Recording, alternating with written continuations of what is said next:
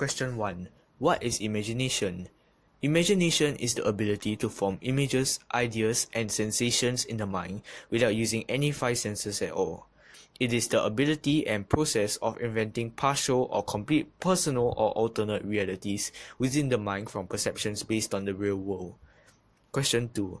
How has this module influenced your beliefs and understanding of imagination? Throughout this term, my teacher's lessons and handouts have allowed me to thoroughly explore the aspect of imagination, making me really wonder what imagination is about. At first, I thought imagination was just a process where one simply stares into blank space and let the mind wander off into unreal and fictitious parts of the world. I fully understand now that imagination is really something much deeper into my understanding and perception of the world. It is extremely useful in allowing the mind to free itself from the constraints of reality and to gain an insight and temporary live in the space of alternate worlds. Question 3. What key concepts have you taken away from this module?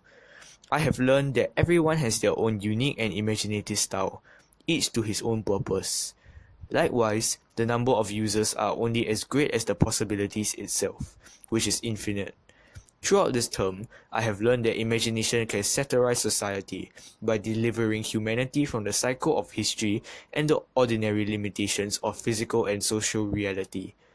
I have also learned how imaginary worlds are constructed into a literary piece of work, and what it really means to imagine, to leave the real world behind and live in the moment of an imaginary world, where nothing in the world makes sense, yet it provides and assists us in finding meaning and insight to the real world.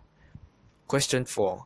How do you see you applying imagination in the months or years ahead?